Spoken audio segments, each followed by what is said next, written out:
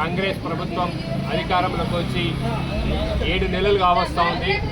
వాళ్ళు 100 రోజులలోనే మా 6 గ్యారెంటీలు అని చెప్పి హామీలు ఇచ్చి బూటకపు హామీలతో అధికారంలోకి వచ్చింది. వచ్చిన తర్వాత ఏ ఒక్క హామీ కూడా నెరవేర్చకుండా ప్రభుత్వం ప్రజలను మోసం చేస్తూ ఉన్నారు. అందులో ప్రధానమైనటువంటి రుణమాఫీ.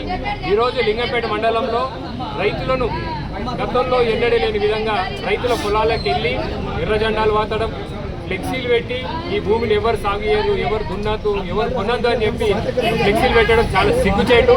రైతు పండించకపోతే మంత్రులు పెడతారా? మీరు ఆలోచన చేయాలి. రైతు వర్షాకాలం పోయి నిన్న మొన్న పోయి దుకాలు పోసుకుంటామని చెప్పి వాళ్ళు రైతులు ప్రయత్నం చేస్తుంటే ఈ బ్యాంక్ అధికారులు ఫ్లెక్సీలు పెట్టి ఎర్రజెండాలు పెట్టడం, గతంలో ఎన్నడూ లేని విధంగా రైతులను భయభ్రాంతులకు గురి చేస్తూ వారి పొలంలోకి వెళ్ళి రైతేమన్నా స్మగ్లర్ రావాదా లేకపోతే